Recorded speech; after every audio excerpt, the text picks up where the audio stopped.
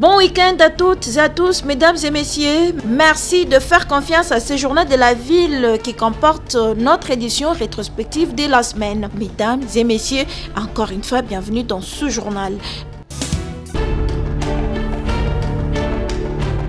Le président de l'Assemblée nationale, le professeur Vital Kamerhe, a échangé le vendredi 8 novembre 2024 avec la délégation syndicale de la RTNC conduite par René Kalonda et celle du ministère de la formation professionnelle et métiers conduite par Jonas Lungongo Boyoya, tous présidents de leurs délégations syndicales respectives. Dans leurs exposés, plusieurs problèmes similaires ont été évoqués, notamment la non-application de leur nouveau barème par le ministère du Budget, le retard de paiement de leurs rémunérations et primes, le manque de transparence dans la mobilisation des recettes et dans l'affectation des dépenses. La délégation syndicale de la radio-télévision nationale congolaise a sollicité l'implication de l'autorité budgétaire pour faire appliquer les barèmes qui restent en souffrance depuis 2021. Même situation au ministère de la formation professionnelle et métiers, dont les barèmes tardent à s'appliquer depuis 2022, a révélé la délégation syndicale de ces ministères. Sur cette question, le président de l'Assemblée nationale, le professeur Vital Kamerhe, a instruit au président de l'ECOFIN, l'honorable Guy Mafuta, de recevoir les délégués de chaque syndicat afin qu'ils prennent part aux travaux de cette commission de l'Assemblée nationale afin de trouver le mécanisme d'application de leur nouveau barème au cours de l'exercice budgétaire 2025. Hormis le problème salarial, la délégation syndicale de la RTNC a aussi plaidé pour un renforcement au niveau du management de leur entreprise pour l'amener à atteindre en toute transparence une mobilisation des recettes pouvant la rendre autonome financièrement au bénéfice de tous les agents. Quant à la délégation syndicale du ministère de la formation professionnelle et métiers, elle a sollicité l'implication personnelle du président de l'Assemblée nationale à travers un appui au niveau du gouvernement pour résoudre l'épineux problème de mécanisation des agents de ce jeune ministère, dont seulement 2000 ont des numéros matricules et sont payés sur un effectif de 100 000.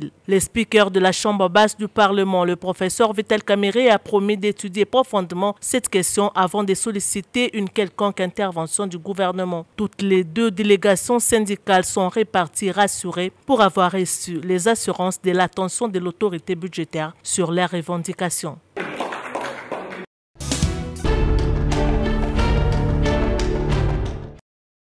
C'est parti avec les états généraux de la justice en République démocratique du Congo, initié par les ministères de la justice. C'est le magistrat suprême Félix Antoine Tshisekedi Tshilombo qui a procédé à l'ouverture des travaux de ces états généraux ce mercredi 6 novembre 2024 au centre financier de Kinshasa. Pourquoi la justice congolaise est-elle malade? Quelle thérapie pour la guérir? C'est le thème retenu pour ces états généraux dont 3500 participants vont cogiter et peaufiner des stratégies afin de sortir avec des résolutions et recommandations capables de guérir la justice congolaise malade. Une occasion pour l'initiateur de ces états généraux, Constant Moutamba, ministre de la Justice et garde de Sceaux, d'étaler les mots qui rongent et perturbent l'appareil judiciaire congolais. 7 Congolais sur 10 sont insatisfaits de la manière dont notre justice est distribuée et administrée.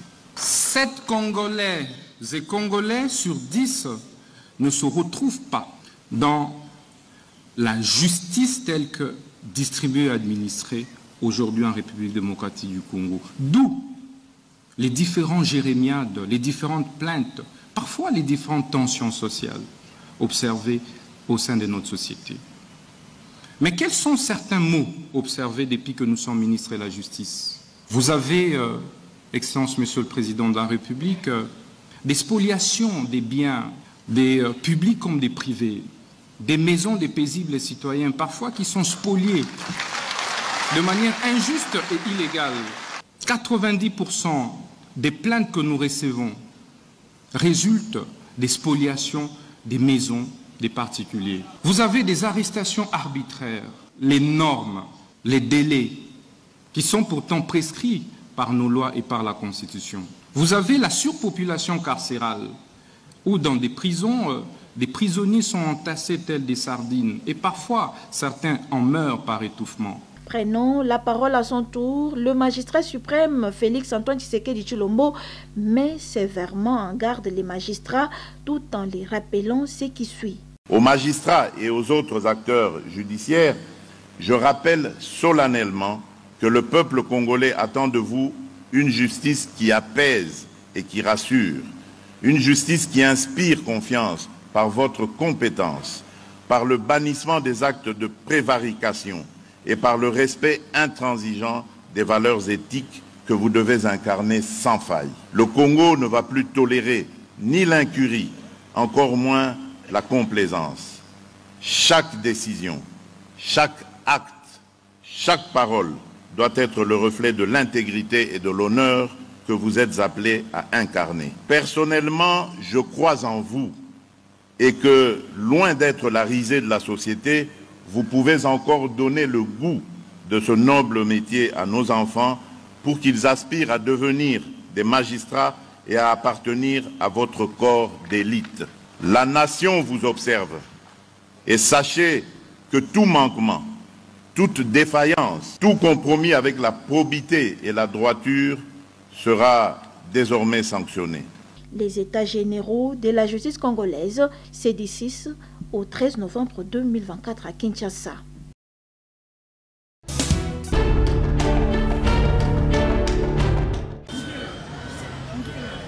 Qu'est-ce qui se passe réellement à l'Institut technique agricole Iteya Mombele, où les élèves sont dérangés à tout moment à cause de la grandeur de leur espace visé par des spoliations? Une délégation de l'Association des parents d'élèves et d'étudiants de la République démocratique du Congo, ANAPECO, conduite par son président national, David Steve Diatezo Mpongi, préoccupé par cette situation, est descendu sur les lieux ce mardi 5 novembre 2024 pour s'inquérir de la situation. Après un long échange avec le comité scolaire de l'Iteya Mombele, l'ANAPECO ressort avec ce qui suit. Ayant été aux travaux, ayant abouti à la création de ministère de l'enseignement technique et professionnel, nous sommes déçus de voir que ce ministère de la formation professionnelle, qui devait être le plus grand ministère dans le secteur de l'éducation, est en train de rater les objectifs pour lesquels ce ministère a été mis en place, au lieu de s'atteler à ce qu'il devait faire afin que puisse récupérer tous les enfants ayant décroché dans le cadre de la formation professionnelle pour être récupérés et réformés en vue d'être utiles à la nation. Malheureusement, nous déplorons le fait que le ministère de la formation professionnelle est sur les traces de tous les anciens qui pensaient qu'ils étaient un ministère de l'enseignement primaire et secondaire technique bis. Cependant, l'ANAPECO déplore l'arrestation d'un élève de cette école mis au cachot par motif qu'il manifestait parmi ses collègues pour dire non à la spoliation de leur école. Nous apprenons qu'il y a un élève qui a été enlevé et séquestré dans un cachot, puis relâché. Et maintenant, il devra comparaître au tribunal des enfants. On ne peut pas séquestrer un enfant en uniforme dans un cachot de la police. La République démocratique du Congo est très vaste avec de grands espaces. Pourquoi seulement l'Iteya Mombele qui doit être spolié, s'interroge l'ANAPECO. Comment on peut focaliser son attention seulement sur l'Iteya Mombele et prendre le courage de casser l'existant pour des fins d'obtention d'un financement auprès de Enabel. Mais nous saluons le financement de Enabel, mais qu'on puisse le délocaliser. Pour les biens des élèves de l'Institut technique agricole, l'ANAPECO va mener un plaidoyer auprès du gouvernement pour que l'Iteya mérite mieux. Nous allons faire un plaidoyer auprès de la première ministre, chef du gouvernement, pour mettre fin à un conflit inutile du domaine de l'Iteya Mombele que notre ministère de la formation professionnelle tient à s'accaparer pour expérimenter ce que devrait être son travail sur terrain. Cette visite de l'ANAPECO est une lueur d'espoir pour les comités scolaires, les enseignants et les élèves de l'Iteya Mombele qui remercient l'ANAPECO pour l'initiative.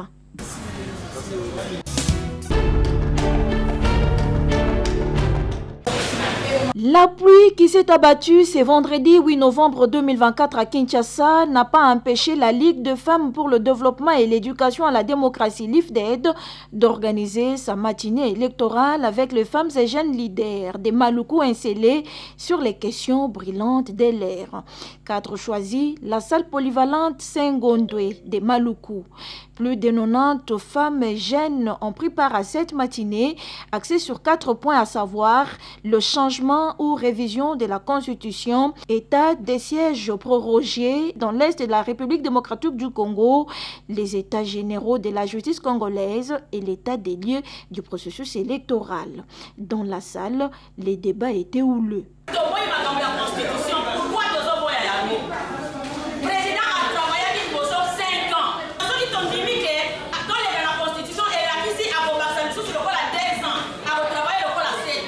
D'abord, notre constitution a été conçue par des gens malins. On a un avantage. Et si on se décide aujourd'hui que la constitution est bongo, assurons-nous et vous allez avoir un avantage à député ou à élu. Or, ce qui va bouger certains articles de la constitution, ça donnera l'accès à la population pour se retrouver. Maintenant, nous nous posons la question, c'est quoi l'existence ou soit c'est quoi vraiment l'efficacité ou l'importance de l'état de siège dans la République démocratique du Congo.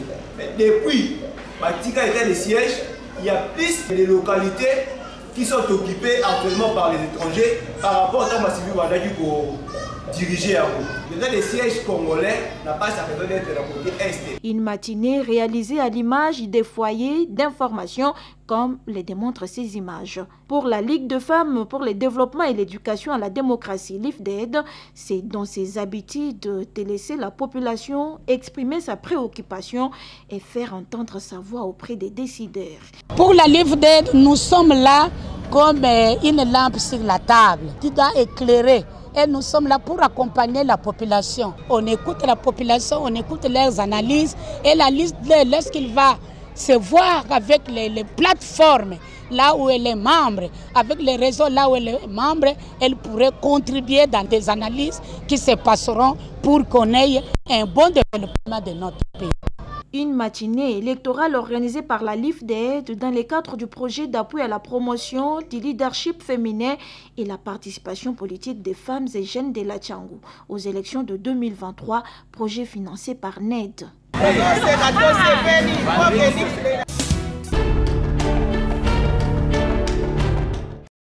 Situation économique en République démocratique du Congo, le niveau des prix est relativement stable. Le taux d'inflation est maîtrisé, affirme le vice-premier ministre, ministre de l'économie nationale Daniel Mokoko Samba, à l'issue de la réunion du comité des conjonctures économiques tenue ce mercredi 6 novembre 2024 à la primature sous la présidence de la première ministre Judith Suminwa Tuluka. Elle a abordé essentiellement, comme d'habitude, la question de la surveillance des marchés, le marché des biens et services et le marché des changes, pour constater que la stabilité qui s'est installée sur ces différents marchés se confirme semaine après semaine.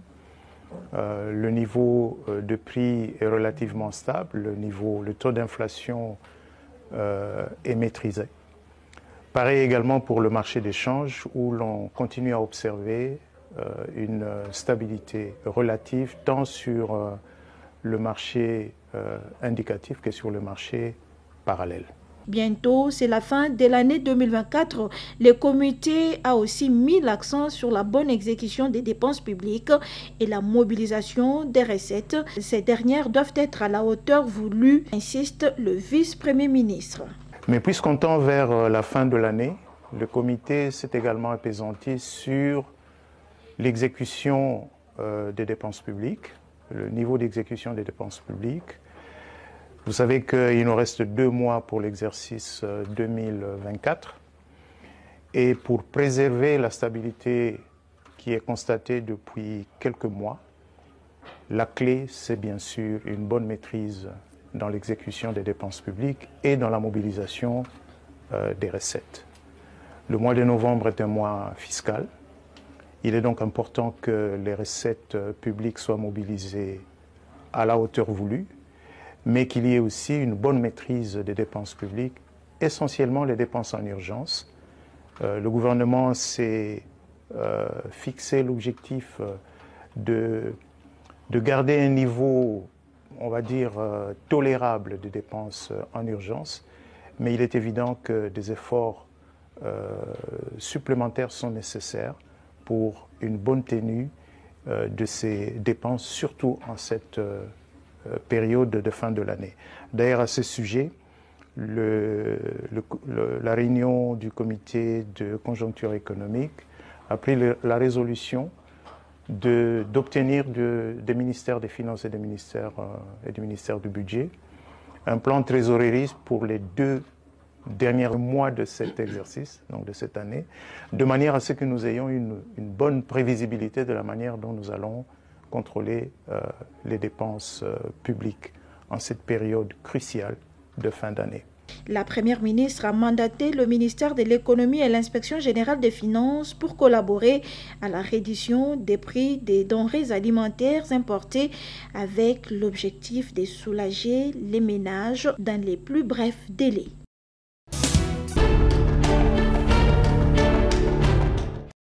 Drill Construct, qui est une entreprise d'investissement dont la construction de forages, a procédé le week-end dernier avec son équipe technique à l'installation de forages dans un chantier à Lemba Imbu. Nous sommes là dans la commune de Lemba.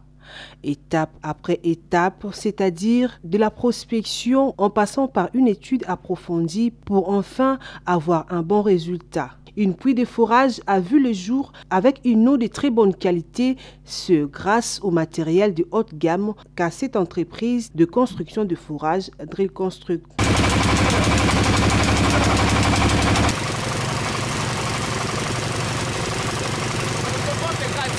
Présent sur les lieux, le directeur général de Drill Construct, Emmanuel Linfou, est revenu sur les services qu'offre sa société à la population congolaise. Nous sommes venus dans les chantiers de Lemba Imbu pour inspecter les travaux de forage qui se font de ce côté et voir un peu la qualité et la manière dont les techniciens se trouvent. Nous tenons sur la qualité de l'eau, étant donné que nous luttons contre les maladies d'origine hydrique et nous voudrions vraiment que la qualité de notre eau que nous offrons à la population, à nos clients, soit une eau de très bonne qualité, et cela est tributaire à la qualité des matériels que nous avions déjà inspectés et aussi à la manière dont nous équipons nos puits de forage. L'un des participants nous raconte le déroulement de ces travaux pour les captages d'eau. En amont, avant même de pouvoir forer, nous avons fait la prospection. Notre équipe était sur terrain, nous avons fait la prospection, on a fait des études, nous avons trouvé les échantillons. Nous sommes arrivés à la conclusion selon laquelle l'eau que nous aurons sera de bonne qualité, surtout avec les matériels que nous allons utiliser.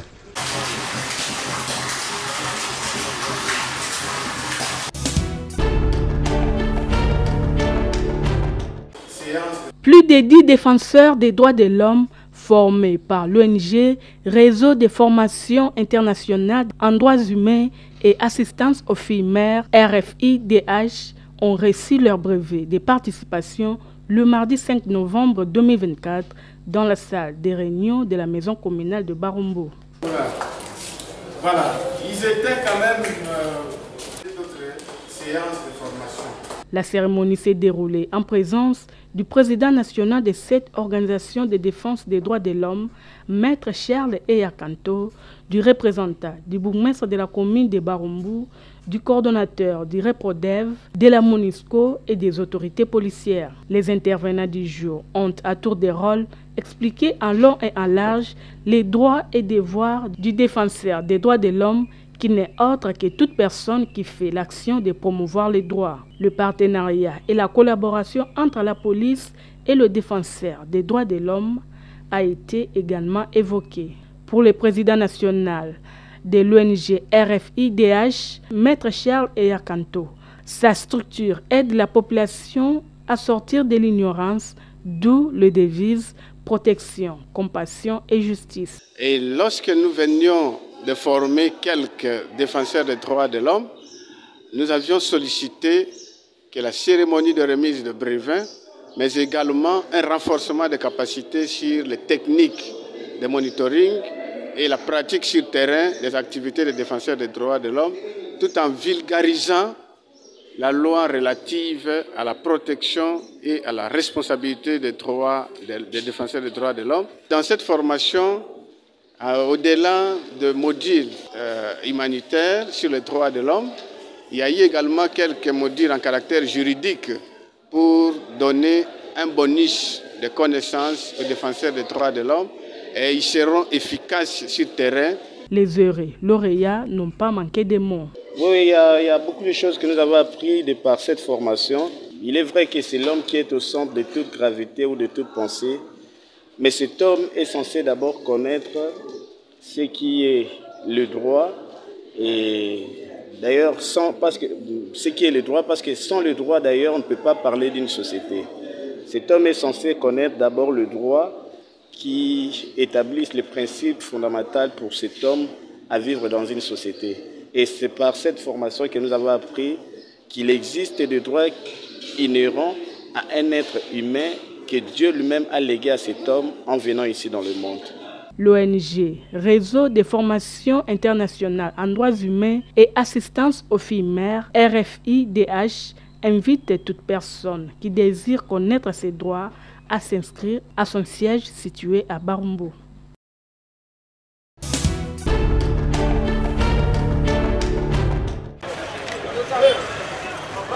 Déterminé à redonner à ses membres un meilleur physique avec un esprit sain, le club sportif de Lukunga a organisé une marche de santé le dimanche 3 novembre 2024.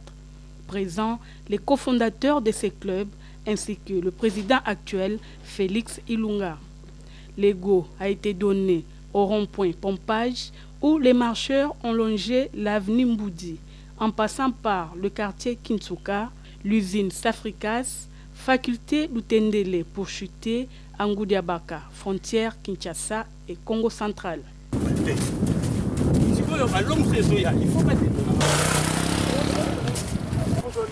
Oui, chef. Chemin faisant, les membres du club sportif de Lukunga ont marché dans une ambiance chaleureuse, habitués avec les exercices physiques qui les aident à maintenir le corps en bonne santé. Pour les organisateurs, l'objectif a été atteint. Le premier dimanche de chaque mois, nous organisons. Aujourd'hui, nous sommes les 3. Oui, c'est dans les habitudes. Et il faut que j'ajoute que dans nos objectifs, en plus du sport, nous créons aussi le loisir parce que ça va de soi. L'heure d'aujourd'hui, vous avez vu, on est parti de Pompage pour atterrir à la frontière de Chassa, Congo central. Le club sportif de Lukunga ne s'intéresse pas seulement aux hommes et aux femmes, mais également aux athlètes de différentes disciplines. Situé à CPA, à Mongafula, les Kinois sont invités à se faire inscrire. Maman nous a un problème, il y a rhumatisme. Maman nous a un problème, il y a poids, nous avons kilo, au genou et au répondre. Donc mon Congo ça ne va pas. Bisson un club sportif, nous aussi à travers le travail de Pesa Bango. Donc ceux qui sont membres, nous sommes à l'action qui awa. Au Kamana comme il est là, au monde a besoin de ponailler. Club sportif. Non mais je pense que pour nous, pour bien nous rencontrer, il faut d'abord venir le dimanche au CPA. Lorsque vous franchissez seulement la clôture de CPA, vous allez nous trouver, nous sommes là. Afin de lier l'utile à l'agréable, un rafraîchissement a été offert à tous les participants au site Boleke à Lutendele. Question de clôturer dans une ambiance bon enfant.